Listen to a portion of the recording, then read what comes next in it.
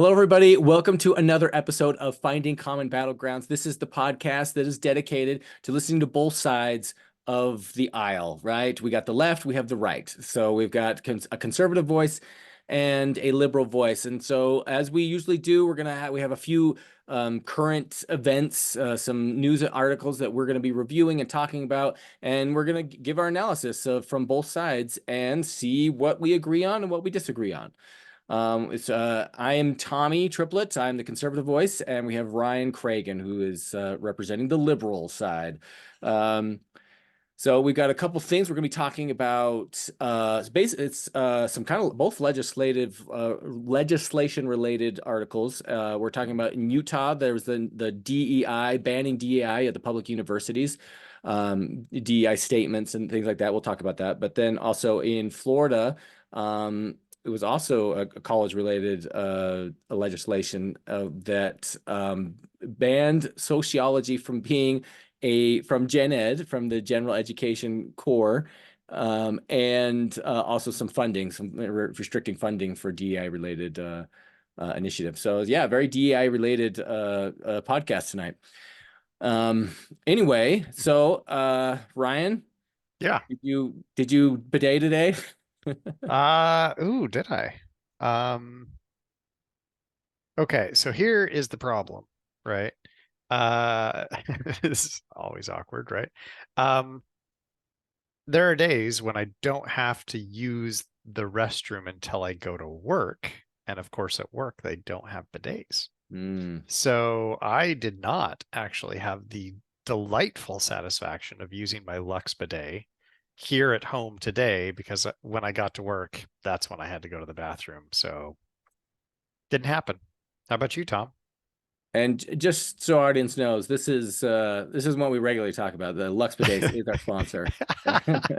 Although we're pretty we pro skipped the bidet. shout out to our sponsor. We're just like, hey, let's talk about using bidets. Let's talk about it. No, I didn't either today. But Yeah, yeah, it's always a good day when you can. almost every Always day. a good day when you can bidet. Oh, nice. You should Uh, write jingles for Lux. yeah, that's all I got. Okay. Let's jump in. First Let's story is jump into yours. it. Yeah, let's jump into the first one. So I just pulled up an article. It's actually not the one I originally read, but it was basically just to summarize. Yeah, the article I sent was about Governor Cox weighing in and the legislation planning to ban colleges from forcing new hires to sign political diversity statements. They actually have since passed this, and so it is now a bill that will go into effect soon. But what it is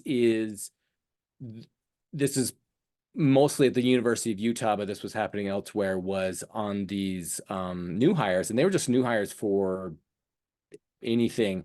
And the article I had didn't have an example. I wanted to find an example and actually I have show. an example. We'll Oh, you talk did? about it. Yeah, you found Yeah, one. I've Okay. got an It example. was basically requiring them to come up, issue a statement, a DEI statement as a candidate for hire.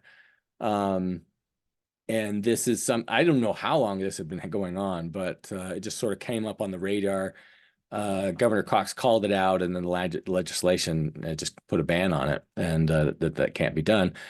I thought it was really interesting. I have a lot of thoughts on this. Do you want me to give a Yeah. little bit more information for Yes. our, yeah. Yeah. So, What did I miss? um, so what it was, okay, when applicants for positions submit their materials, they have to submit, a variety of different things. And here's the exact statement or the exact language in one of the job ads from the University of Utah's hire, right? So for their website. And this is specific for a faculty position in communication. So that's the department that involves examining media related to religion, including minority religions. Okay. So it asks for like a CV, cover, curriculum vitae, a variety of other things, teaching, evidence of teaching effectiveness. And then here's the exact statement. It says, quote, and a single page statement of their contributions to inclusion, diversity, equity, and access. end quote. So that's what applicants were being asked to provide, was a single page statement of how they were making contributions to inclusion, diversity, equity, and access. And I'm happy to kind of unpack what that might mean and how, as a faculty member, I would understand something like that. But up to you if you want to go down that path. Well, I think we're going to unpack it.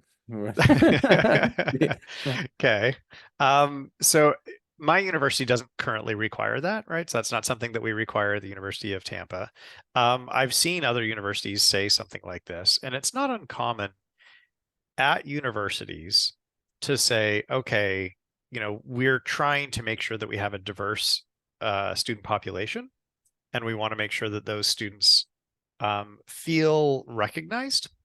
And so what have you done as a faculty member, or in whatever context, right, that you're working in?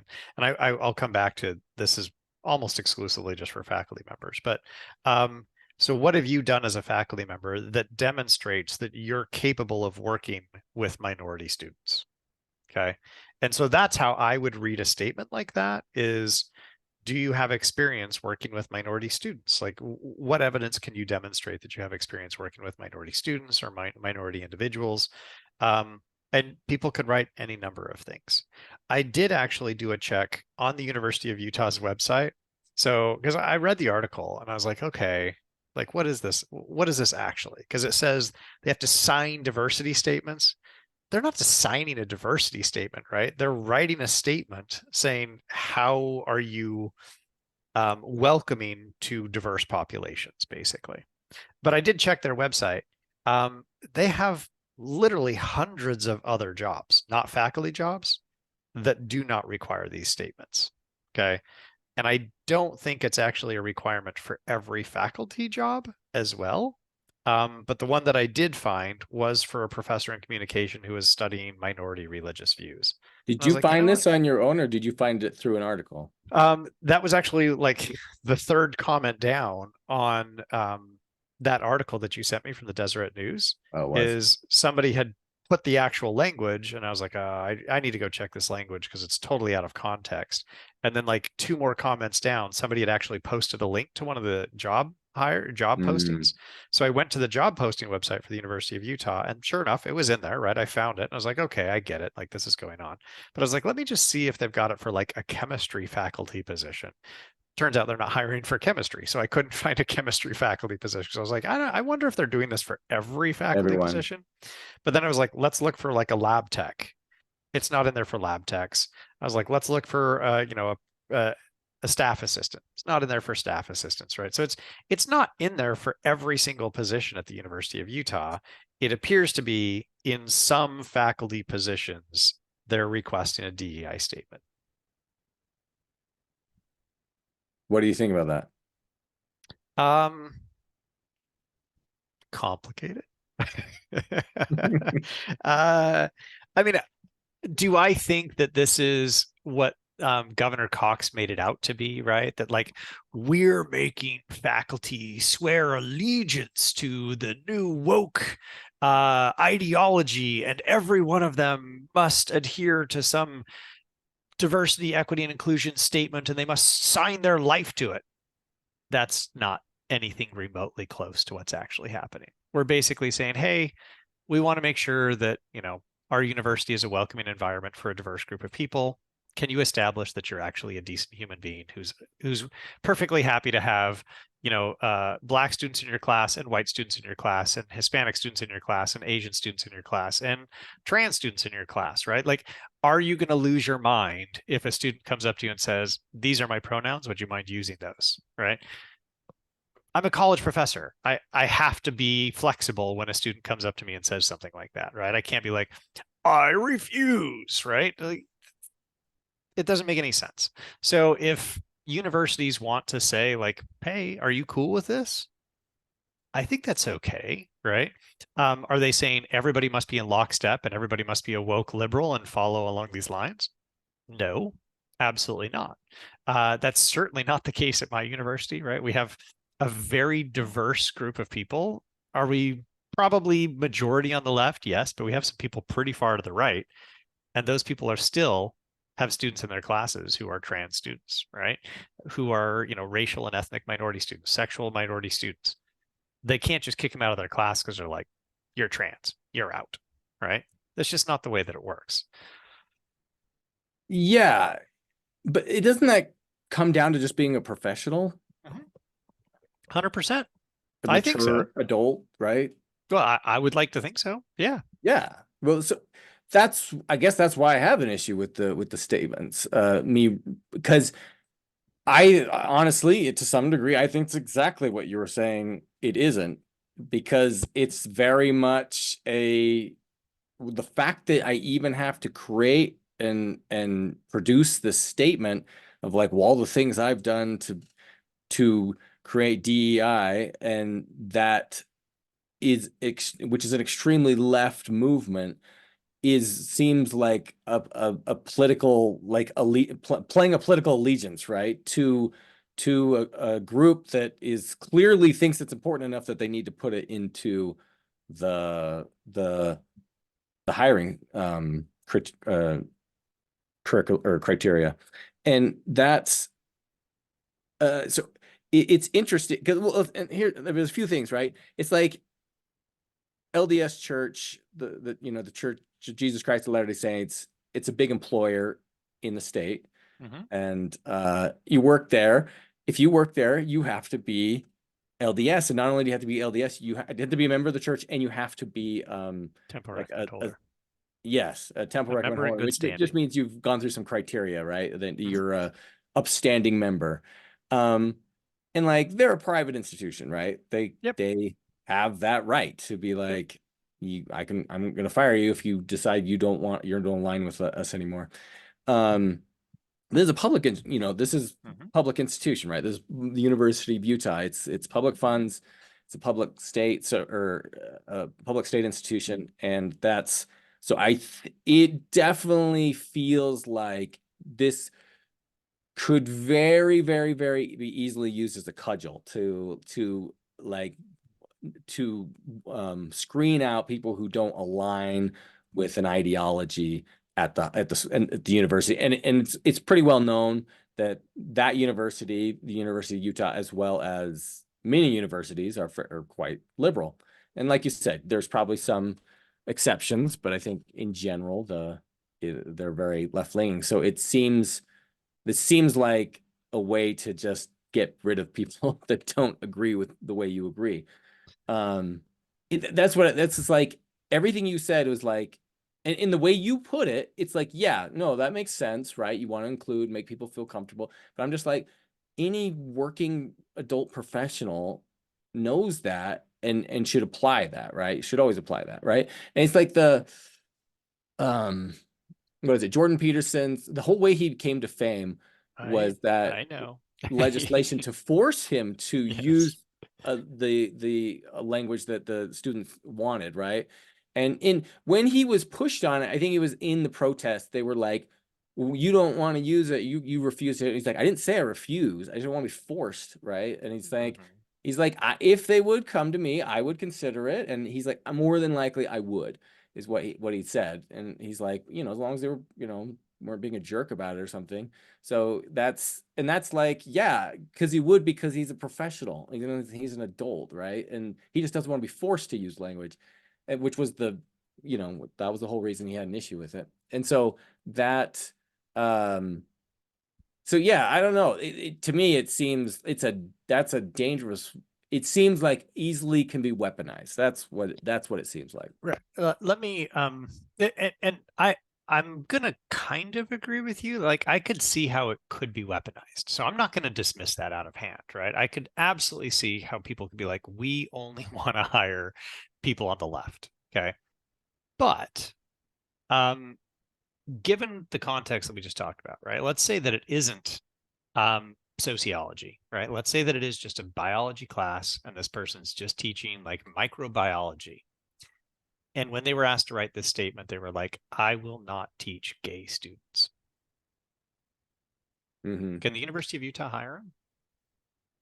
Has that ever happened before? Do you see what I'm saying though? Right? Like, yeah, basically it is a test. It's a litmus test of like, are you okay with anybody being in your classroom?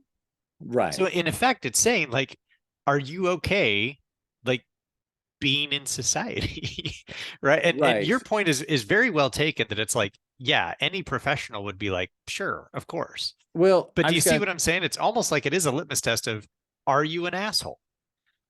right, yes. Well, I'm thinking about this, like, because there's been these cases of like Christian bakers who wouldn't make cakes for gays for their wedding, right? Exactly. And that's a private business, right? I Hmm. can't remember how that ended up turning out because I went to years for legislation. I can't remember where that Well, ended up. so there was a recent one where it was making a website for a gay couple, and the Supreme Court said that they don't have to make a website for a gay couple, and they were never asked to make a website for a gay couple. So the Supreme Court sided with them, even though they had never been asked to do it, and they never would.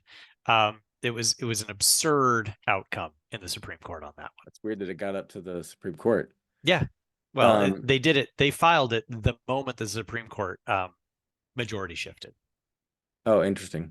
Yeah. But but being a public university, right? Hmm. That I assume that teacher couldn't refuse the student, right? Wouldn't be able to Right. even if they said like religious liberty or something like that, being that they are employed at a public institute, I don't think they could, right? That's Right. that's my where I think that So would come down to. yeah. So in effect, it is a litmus test, but it's like a pre-screen of like, hey, are you going to get here and say, I'm Catholic and I'm in biology. I cannot teach students about abortion because it runs counter to my religion, Right. right?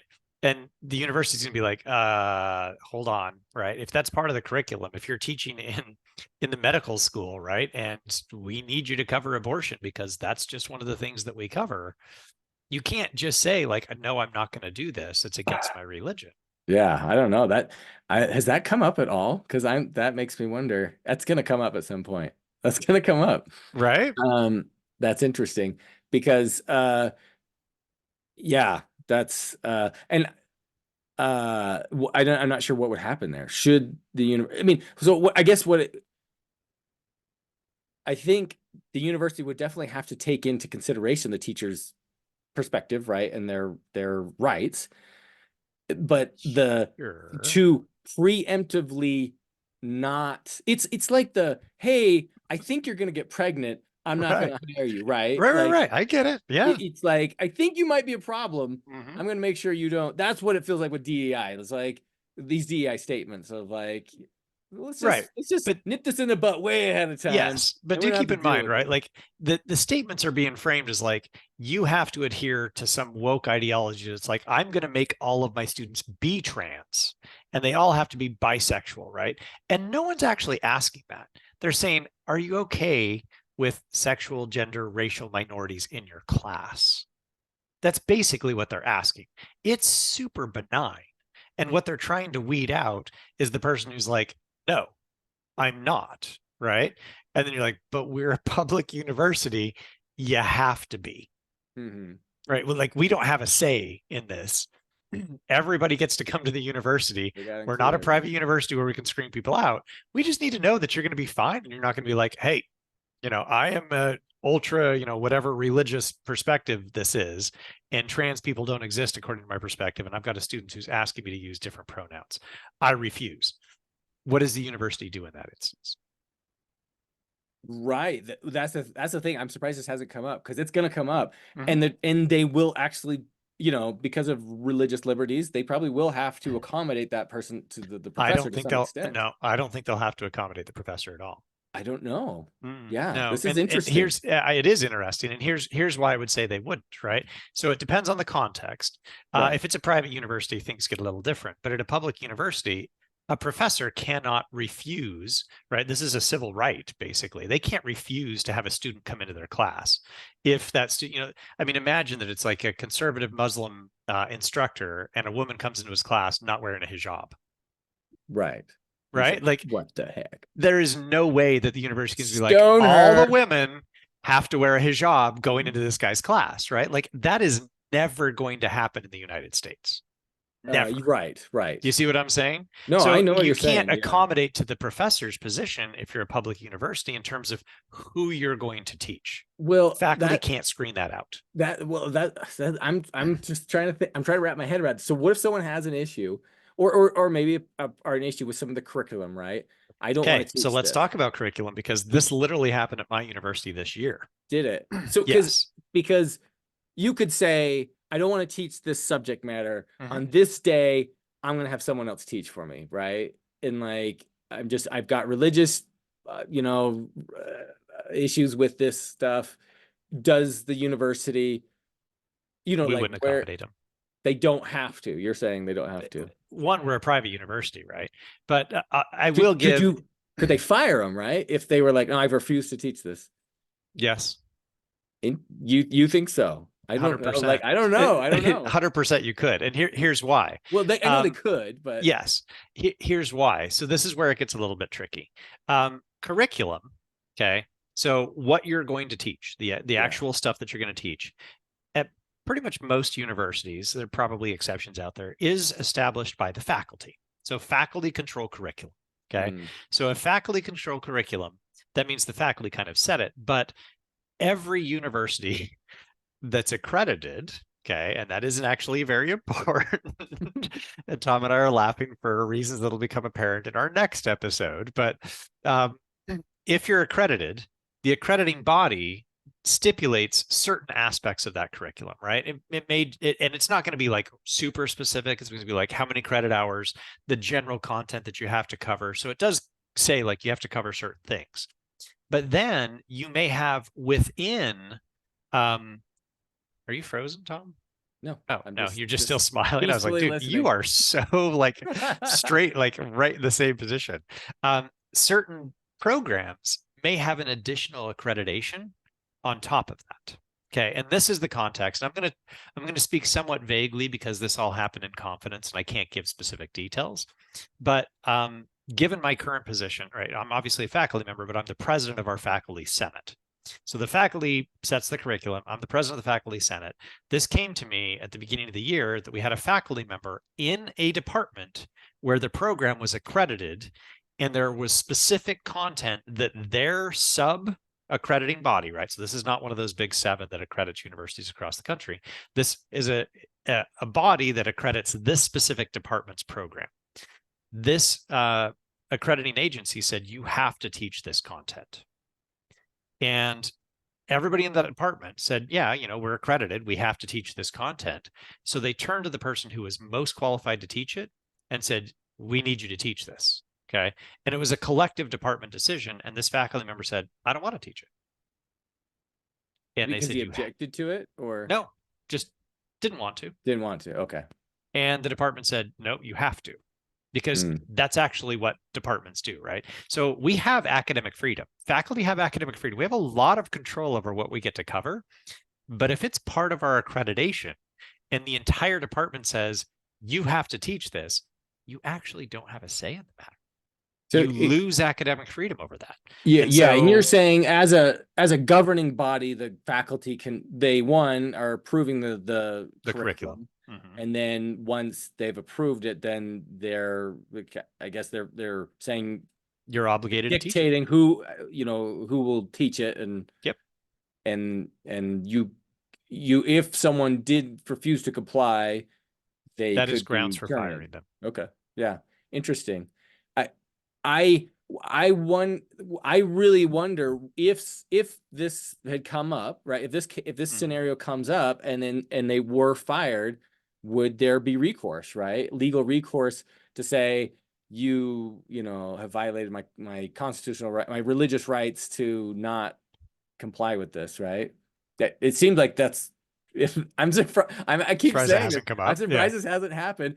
It's totally going to happen. It may have happened and we just don't know because it didn't trickle up or something.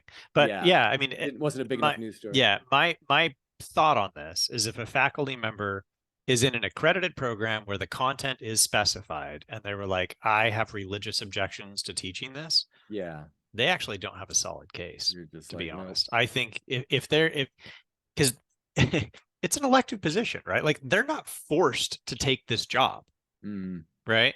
So if they're not forced to take the job, they have no legal obligation to be there, and the university is not forcing them to stay in the job. They're literally saying like, well, if you want the job, this is what you do. I know, but you always get like there was the case of the person who was working at a some church school, right? But she was sexually active and they wouldn't pay for her birth control, right? And that case went to, I think it went to the Supreme Court, but and I think she won, but and they did have to pay for her birth control. But it was like it's always the question of like, well, why are you there, right? Yeah. You're sleeping around doing Well, stuff and they're like, there's another case. There was a Sikh individual, and they're the ones who actually wear like the turban, right? So yeah. it's their hair wrapped up and it's covered.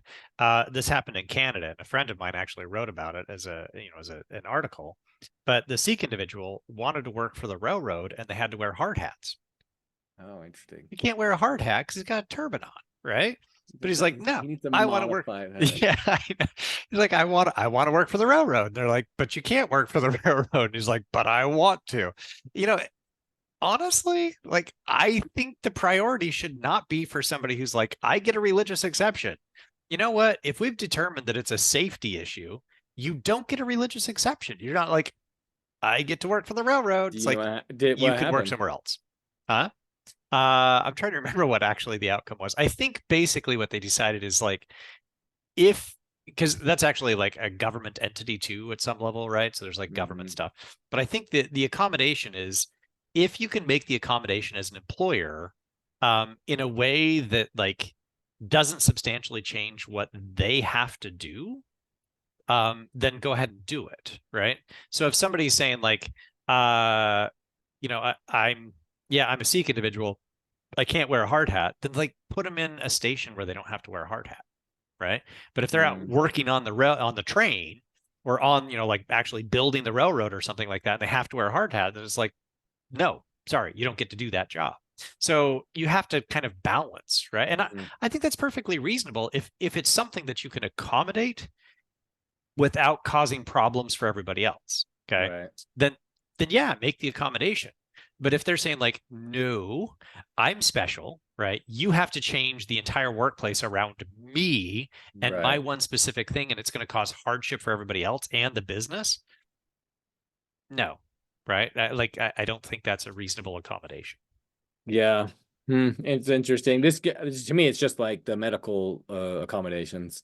I see that all the time, disabilities and things like that, that you're like, you have to accommodate me to some extent. And you're like, okay, well, what does that extent? What is reasonable, right?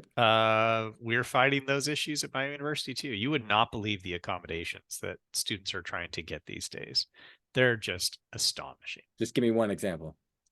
We have this one just came through, and one of them, like I will concede, but one of them got an accommodation to have note cards for tests.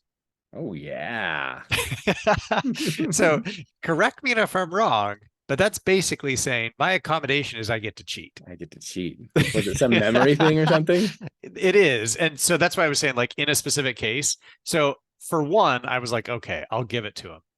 This person is like a military vet. Can you just give me the answers to the test? Well, this one, so I heard of two cases, right? One was a military vet who was actually blown up in Iraq and had, like brain damage. Smart guy, but just needed cue cards to remind them of things. So they couldn't put the answers down. They just have cue cards to remind me things too. Yes, I get it. But then we had another student who was like, I just don't remember things. I want the answers on my cards. Right. And we're like, no. Or you're just not smart enough to pass this test. No, you don't get to do this, right? Yes. The number of accommodations we have coming through. We had another one. Sorry, they're insane. Our semesters are 14 weeks. So we had a class that meets 3 days a week, right? So we do the math. What is that? That's 30 plus 12, 42 classes, something like that, right? Yeah. So it's like 42 classes.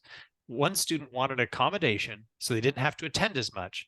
The third week of class, so they've already missed 12 classes. They tried to get an accommodation that said they could miss up to 28 additional classes.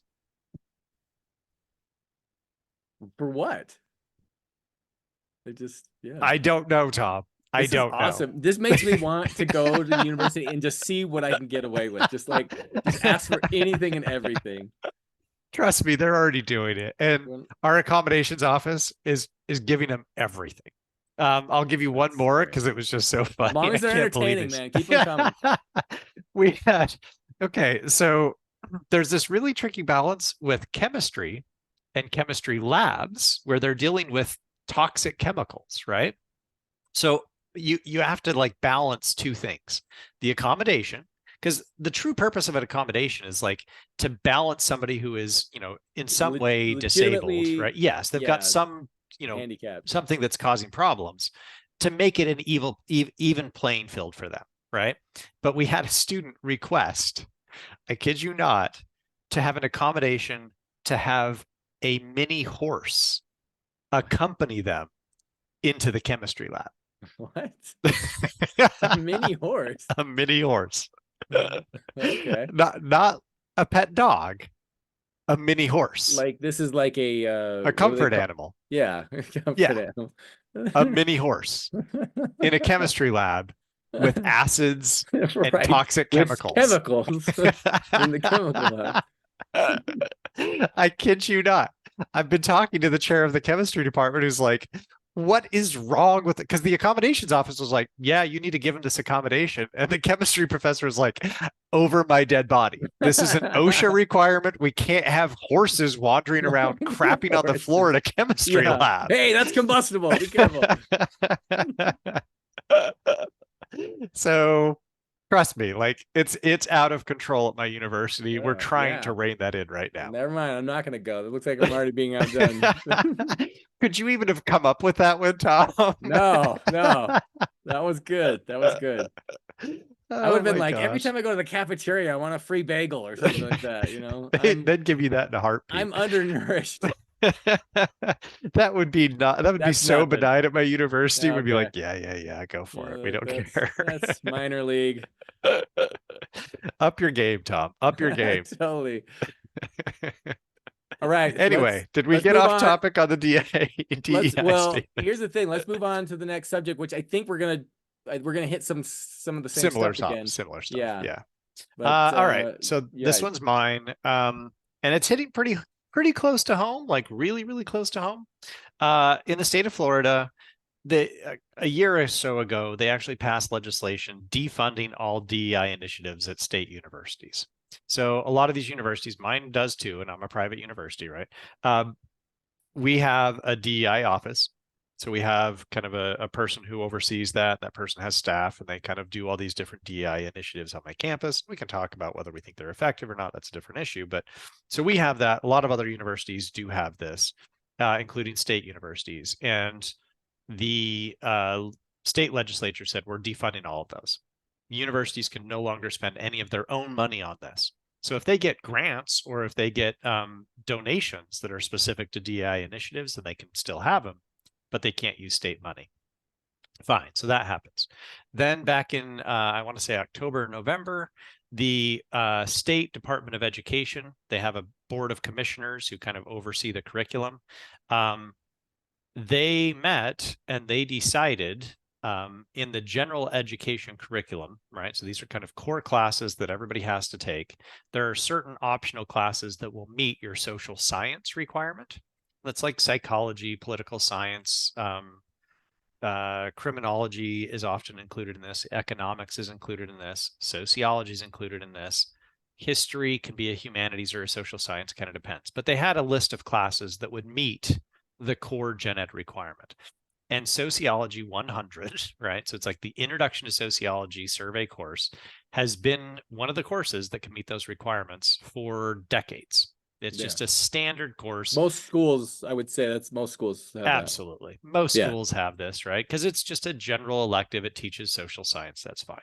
So back in October, November, Manny Diaz, who is our Commissioner of Education in the state of Florida, he came out, but just kind of of his own accord. It wasn't from the commission or anything, and said, we want to remove the Sociology 100 course from the list of possible options. And we're going to replace it with a history course that can only teach facts. No opinions, only facts, right? so he proposed that, and of course the commission, they're all, lackeys of Ron DeSantis, so they're going to do whatever he says. They went ahead and passed that, and that just happened. So that introduction to sociology course has been removed from the list of gen ed options. Now, this doesn't mean that students can't take it, but it doesn't count for anything anymore. Right. Okay. And the second you do that, that basically guts the sociology. You're going to have a lot less students state. attending that class. Oh, yeah. So, I mean, I've got a really good friend at the University of North Florida. He said, we're probably going to lose half of our faculty over the next 3 years because of this decision. It's going to destroy graduate programs across the state. So University of Florida, Florida State, a bunch of the state schools have big graduate programs with lots of graduate students in sociology. A lot of those students teach Introduction to Sociology, right? So grad students teach this, or they TA for it, or they contribute to it. They're all gone. We're probably going to lose most of our sociology graduate programs in the state in the next 5 years. And my buddy at the University of North Florida, he said, telling Manny Diaz that probably will just make him smile. Okay. Because, and we can get into the nitty gritty on this, but sociology does tend to be left leaning. That's where things get a little complicated, and I'm happy to go down that path. But it does tend to be left leaning in a variety of different ways. And we can talk about the implications of that, why that might be the case, and so on. Well, anyway, I'm assuming it was targeted because of that, right? Yes, 100%. Right. Yeah. He didn't target criminology, which tends to be right leaning. And criminology is sociology. It's just sociology of crime. Right. Yeah. Like, give me an example of something that would have been seen as controversial, that's been a kind of a sensitive spot. Sure. So sociologists draw a distinction between sex and gender, right? So we would say sex is the biological parts, right? Complicated. So at a minimum, there are 3 ways to see this, right? So there are biological men, biological women, and intersex individuals, right? And that's not a shocker. Like, we can demonstrate that. Like, you can literally look up pictures of intersex individuals. So at a minimum, there are kind of like 3. Boys have penises, girls have vaginas. And some people have both. And some people have both. That's the correct. That's just a factually correct statement, right? Yeah. Says that. Isn't that from Twins? Isn't it from Twins? No, I think it's Kindergarten Cop. No, Kindergarten Cop. Yeah, I think you're right. Yeah, it's Arnold Schwarzenegger, right? Yeah. Okay, so we draw a distinction. We say, like, there's the biology, but then there's gender, and gender is kind of something that you do, right? The example that I like to use in my classes is I will usually look around the room and I'll say, there are a lot of people in here with long hair. What are your genders, right? And then I say, and what about the short-haired people, right? What are your genders? And they're all like, well, the long hair women, short hair men. And I'm like, can men not grow hair long? And of course I point to my son, who has really long hair. Women, do you have to have long hair, right? And all I'm trying to get them to do is say, why are you doing this, right? What does this have to do with it? And of course, it's just a way that we demonstrate who we are, right? Like, gender wise, long hair usually means woman, short hair usually means man. It doesn't exclusively mean that. There's nothing biological about that. So there are plenty of other examples of, like, it just doesn't work, right? A classic example is Jesus, right? If you use the kind of anglicized versions of Jesus, he has long hair and a beard, right? Certainly you can have long hair and still be a man. That's perfectly fine. But what we're doing by the clothes that we wear, the mannerisms that we have, the way we walk, the way we talk, the way we dress, whether we wear makeup or not, we're doing gender. Okay. Well, as soon as you make that distinction, what you're saying is that gender and sex don't have to align. And as soon as I say that, now I'm accused of being a woke leftist liberal. Right? Did I say anything that's not factually accurate? No. Right? Gender is something that we do. Sex is something that we are, right? Right. And that's fine. Okay. But I didn't say anything that was inaccurate. But that makes me see. You shouldn't have said they don't have to align. You should say they often don't align, right? Right. Because you just state it as a fact, right? Right. They just don't. Yeah. They don't always align. Enforce your ideology on me. Right. Because we say that, right? That makes it seem like we're on the left. Right. All we're doing is literally describing reality. Okay. Now, don't get me wrong, and this is where it does get complicated. We do have many members of our discipline who then will turn around and say, anybody who disagrees with this is like a horrible person. This gets to what we were talking about earlier, of like this implicit morality to the argument, right? So if you're like, if you reject trans people, you're a terrible human being. And I'm like, yeah, things are complicated, but I'm just trying to teach you about reality, right? At the end of the day, my job is to teach you reality. I'm not engaged in politics. I could care less about politics in my classes. I'm just saying, like, we can demonstrate these things, right? Empirical evidence here, end of story. Right. I'm not teaching them the Well, politics behind this, right? But I yeah. have colleagues who do. And this is why I would Right. say it is actually a bit complicated, because my discipline has split over the last 30 years. Okay. It's split between what we call, I increasingly identify myself as an empirical sociologist. I'm a sociologist. I shouldn't have to say empirical sociologist. Empirical just means I like data, right? I want Right. evidence to back up what I'm saying. I'm split by the critical sociologist. Critical sociologists are basically social activists. They're the ones who Right. come in and say, okay, I may have some data, but really I have this data to critique you because you're a bad person. And they're the social justice warriors, and they're using sociology as a guise to do this. I get it. Which Like, is I have why it's political. gotten a bad rep, and which is Yes. why, hence, this action that's been taken Yes, by the state of Florida. 100%. So at some level, we are at fault for doing this by taking an empirical discipline and turning it into a social justice discipline. And we're kind of split. I'd say my field is like 50-50 critical sociologist versus empirical sociologist these days. Right. I have a colleague who now doesn't even identify as a sociologist. He calls himself a demographer, even though, because demographer just studies people, right? Yeah. It's the same thing. But he doesn't like being called a sociologist because he doesn't want people to be like, oh, you're a social justice warrior. And he's like, no, I'm an Oh, empirical sociologist, okay. right? That's the So I opposite of what I increasingly, thought you were going to go with, but I yeah, see. I see. yeah. He's just like, Because don't it's call me gotten such that. a stigma. Yep. And we're Interesting. kind of doing that to ourselves. So I do I didn't agree with what they even. did? No, but I I see. didn't even. I mean, the example you brought up was perfect, right? To demonstrate, yeah, how this could get touchy. And I didn't even know there was so much surrounding this, that there was a big, story, or there was some controversy around it. That's really interesting. What do you think? I mean, what do you think about are you upset about the legislation being passed? Or Um, yes, right. And I mean, technically, it's not even legislation at this point. It's a decision by the Florida it was the Board of Governors, Department of right? Education, right? So it's the Board of Commissioners of the Department of Education. They just made a decision. Could they reverse it in a year? 100%. Are they going to? No, not until the political winds change and we get somebody else in there. Could be years. Yeah, it could be years, could be decades, right? No Yeah. idea. There will be lots of knock-on consequences. I'm upset in the sense of, like, the people who put this together, and my buddy Rick Phillips, this is a shout out to Rick Phillips, I'm just going to name him, right? He was the one who's like, if you try and fight Manny Diaz and you're like, you're destroying jobs, you're gonna gut sociology programs, he's just gonna laugh. He's like, that's the whole point, right? Like, he doesn't Right. even care. And so, yeah, I'm upset. Like, I don't think it's the right decision. I think it's all sorts of problematic in so many ways. But like I said, I'm even complicating this, right?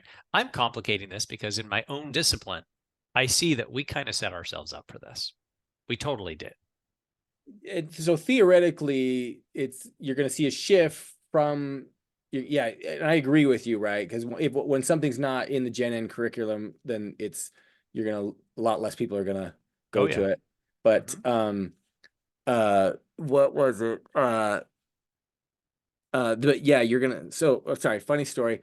When I when I was getting my associate's degree, I went through the book that just like shows you all the degrees, and I was like, I'm gonna do this one. It was like business management, and I cut the paper out, and I stuck it on the wall, and I just started taking all the classes that I Right. needed to take to get the degree, and I got done after like 2 years. And this is when I was in still going to high school, and I was kind of like doing them both at the same time. And I got all my stuff, and I went to apply to graduate, and they were like, "Oh, you're fine, but you're missing one class. You're missing." It was physiology, and I was like, "What do you mean?" And they were like, you're like, yeah, you didn't take it. I'm like, hang on. So I went and got my paper and I brought it back. I'm like, no, I've done everything on this thing. And they were like, oh, they're like, it's you took Psych 101, not Physiology 101. But I looked at the paper and they had spelt it wrong. Oh, And so geez. I took the class that they had, it was a typo in their paper. And so I like appealed and they were like, okay, yeah, you're fine. And Yeah, they let yeah. me No, graduate. you would win because if it's in the catalog, that is effectively law. Yes. So that So was the I catalog took that you were Psych looking at, 101 thinking it was part of my gen ed, right? And and you didn't I really have liked to. the class too. Yeah.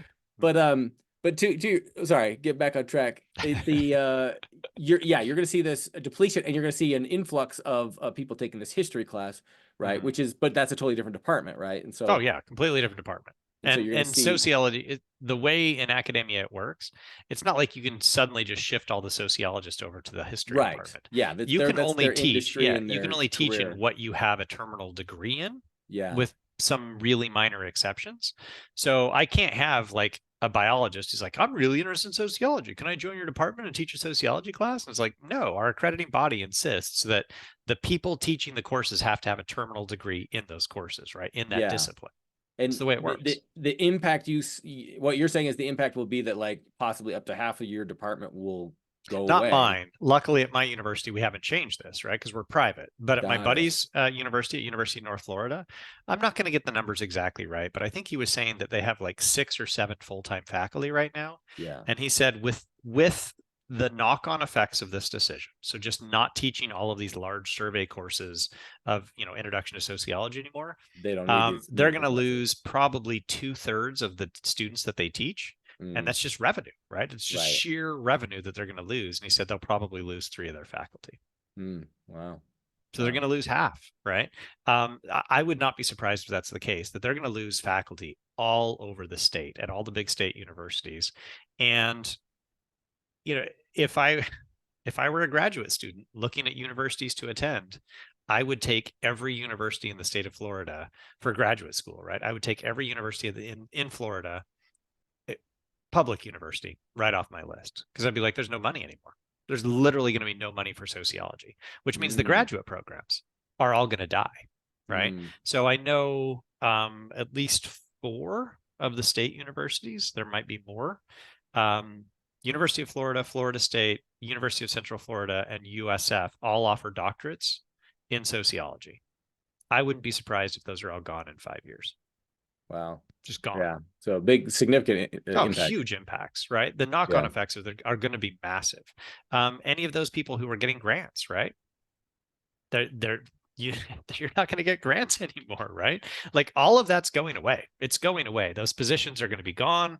The faculty are going to leave. We already have an exodus of faculty out of this state because of the changes that have happened, but you're going to lose tons of sociologists. Any sociologist who could leave the state at this point is going to leave. And Manny Diaz is going to cheer.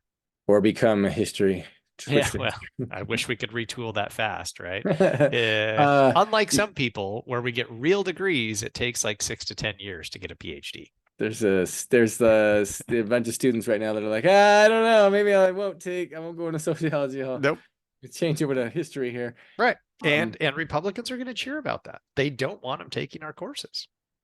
Right. I don't know what I have to say about that. I think I agree with everything you said because it's going to have a big impact. It's probably exactly what they wanted. And to a certain extent it was justified, not justified, but like there was cause for their concern, right? And whether it's right or wrong, there was some provocation, right? Yeah. That so yeah, that's interesting. I thought you would you said it happened a year ago, the funding, but I thought I read in the article that there was also some funding that's carryover stuff because they changed. Okay. Yeah, that was passed. So they defunded DEI initiatives, and then they also passed legislation saying that you can't teach like woke ideology, garbage stuff, whatever the heck that means. That was like a year ago. And so that's Manny Diaz's justification for taking it out, is saying sociology teaches woke ideology. Oh, and so it's in violation of the new law, right? Right. So that's why he's claiming that they're going to do it. But like, come on, that's absurd. What I just described with sex and gender, they're going to call that woke ideology, and I call that reality. Right? Well, what you're saying, what you said, yeah, I agree. I agree with. I mean, you can, because like you can, if you said that to anybody that, hey, you got boys that act like girls and girls that act like boys, this is just the reality. Everyone's gonna be like, yeah, you're right. That is the reality. Yep. It's when you're like, and that's the way it should be, or right, or this is, or if you don't agree with me, you're wrong. That's what you're Yeah. right. You're getting into this activism stuff that you're talking about, which I think is problematic. And I don't like. Well, so where I would say that there's actually a really fine line that you have to walk on this, right? So if I say that, right, not everybody who, has a biologically has a penis acts like a man, right? Um, I wouldn't necessarily go so far as to say, and you have to accept that, right? I Right, would say what you do have to do is still treat them as a human. right, Okay. right. So this doesn't mean we get to kill them, right? That's what the Nazis did. That's called eugenics, right? So we don't get to do that. But is that next step what I just said? Like you still have to like treat them as a human. That is a moral statement, right? I Oh, don't think right. it's a highly objectionable moral statement. I would just say like that is the one moral statement that I would make about that. And I would just leave it at that. Like No, you can no, no. come in at this from like a I don't religious think anyone's perspective. gonna Yeah. just everything you said. It makes perfect sense to me, and I wouldn't bat an eye at that, right? Right. It's it's so interesting. It's just like, but there's just what it is. Like you said, it's such a fine line, and there's Mm-hmm. such nuance. And just to go back to the early article before of like these statements, right? I make a statement. I'm gonna get hired. I give you my resume. I make my DEI statement. Right. And then I'm like, how is that going to be used in the decision-making processes, right? I have no idea, right? Especially if I'm not on board with DEI, right? I might be like, oh, I'll write up a few things like treat everyone with respect, right? And then they're like, That well, would be this guy's sufficient. not a player. He's not playing along. But what was it? Oh, there was I wish I'd pulled out my camera and filmed this, but I was at the Salt Lake Library last summer and it was there was books. I can't remember if I told you this or not. There was in the library, any most typical library, right? You have all the books on the shelves, but then they'll put books on the top that they're like showcasing. They put them Yeah, up yeah, on yeah. their sides Mm-hmm. and they're Right. like this is books we're kind of highlighting. It was insane how liberal these books were. They were and this was I was in the children's section, that's what was interesting. So I was my kids were going to do like they were doing some programming thing and I'm just Mm-hmm. waiting around outside. So I'm walking around up and down the aisles and I'm looking at these books and I wish I'd pulled out my camera and filmed all these books because they were all extremely suggestive of a narrative, right? Of like it was all about gays and it was pro um African American and but there were a couple that were very provocative. Man, I wish I'd filmed those because they had some statements in them that were just kind of like very irritating to me that they were almost slandering whites and just it was all you could interpret it a Interpretive. certain way. Yeah.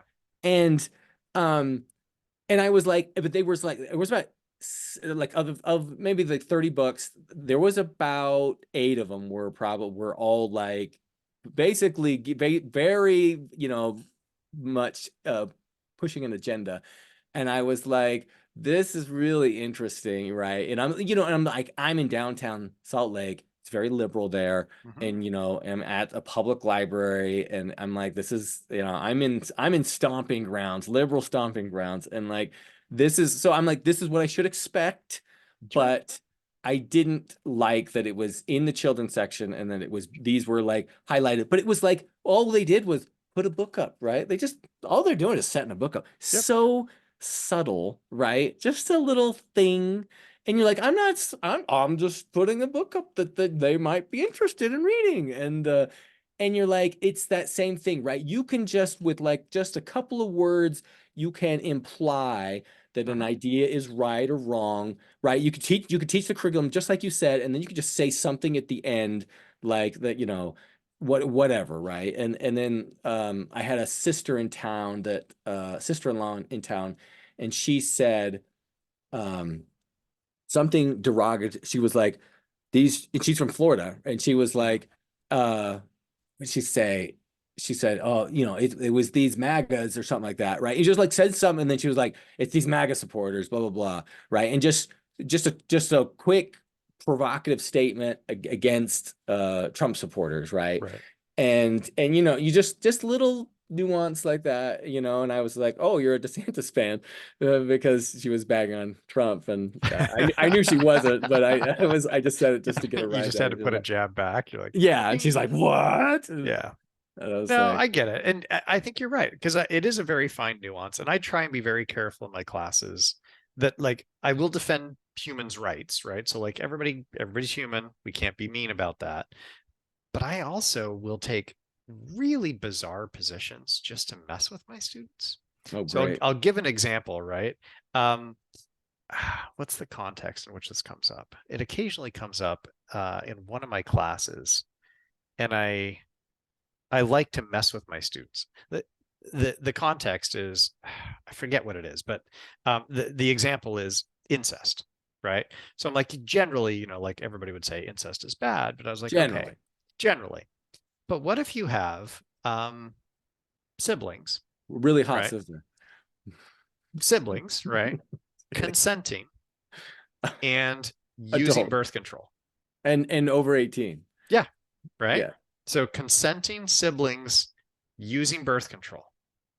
Okay. So And I say, Jamie and Cersei, yeah, say the two of them. Lannisters. Yeah. And so why I do that, right? So I ask the students, I'm like, look, they're consenting. The consanguinity thing, right? So the risk of having a child with birth defects, if they're using birth control, that's gone. So we don't have to worry about like some genetic If they're condition runs in not the going to have a family. kids, Yeah, they're then not going to have a kid. So the they're consenting. consequences are Yeah. contained. And they're not going to have a kid, and they're adults. Like, what makes this wrong? It, And they're well, like, but it's wrong. And I'm like, why? Right. right. And I do, and I always have to say this, right? I'm like, don't leave the class today saying Dr. Cragen's in favor of incest. I'm not in favor of incest. I'm not advocating that. I'm trying to get you to think, right?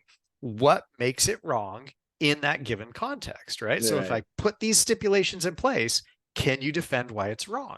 And they really can't, right? No. And that's the point. Like, is like, I'm just trying to get you to think. That's my Right. job, getting you to think. But I'm not coming out of there like, bro, incest, right? Like that. I'm not doing that, right? But you could totally see how just the way that I'm wording things, it comes across as though that's what I'm trying to do, but I'm not. I'm just trying to get you to think. Okay. So I get it. It's really fine lines. They're really kind of tricky. And I will just kind of side down again on this issue of like critical sociology versus empirical sociology. The critical sociologists really screwed us on this. This is the consequence of that. I'm gonna look up. Is Debbie actually your cousin or something like that? We'll find out later. You're like, oh my gosh. I don't think so, but yeah, no, right. It's right. And you could have even not said anything, but everyone came across that you were in favor of it, right? Yep.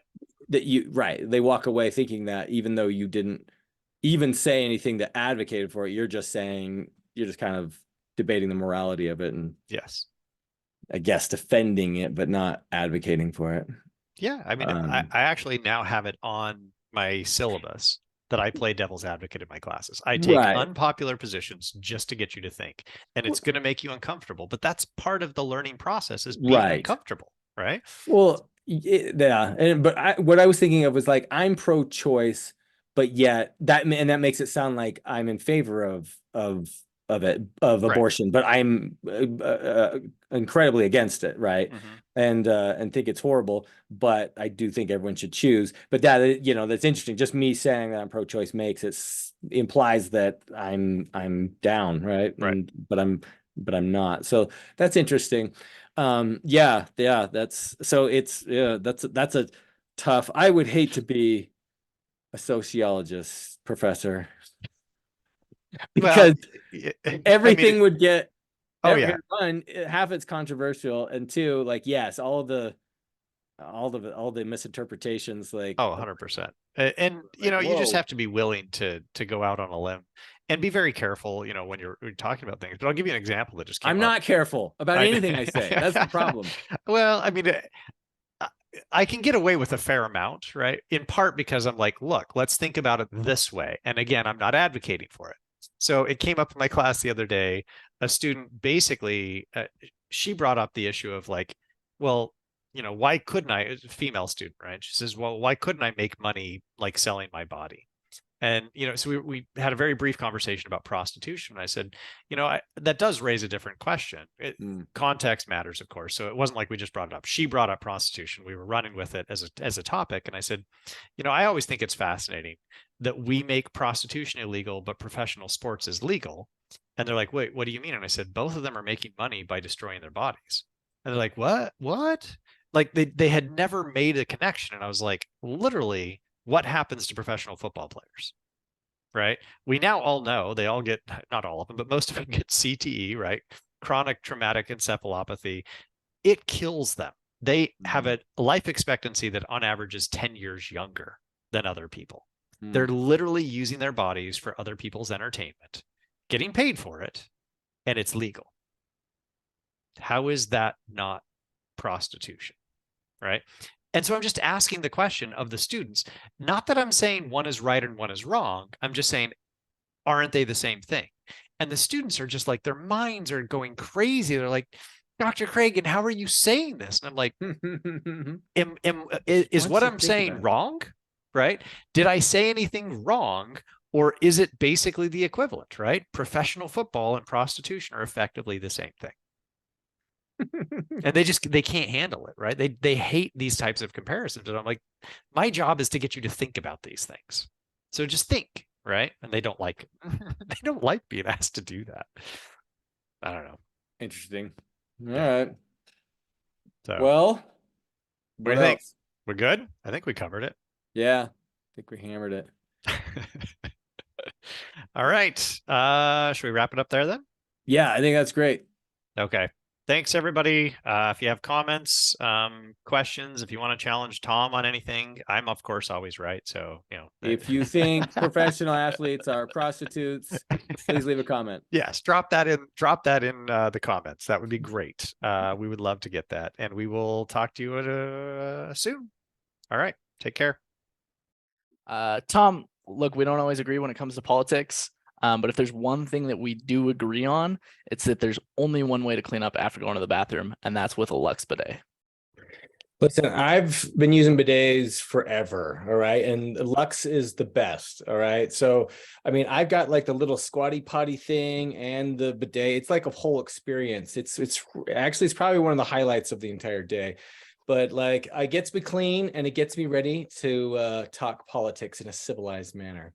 Yeah, no, I agree with you on that. Every time that I use a toilet, it doesn't have a bidet when I go to a friend's house, I just don't use their toilet, first of all. But that's about as uncivilized as it gets. So civil conversations demand civil hygiene practices. That's why everyone should get a bidet. And just to be clear, right, we want to make it clear, listeners can get their own Lux bidet with 10% off by ordering at luxbidet.com and using our promo code FCBG10, Finding Common Battlegrounds 10. And the last thing that we want to say, Lux is supporting this podcast, but they don't support one side or the other. They support civil conversations and clean butts.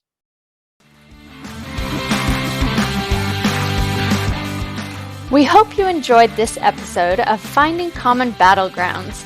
The music is by Ben Sound. The views expressed in this podcast are those of the participants and not those of their employers. For more information or more episodes, you can find us at findingcommonbattlegrounds.com.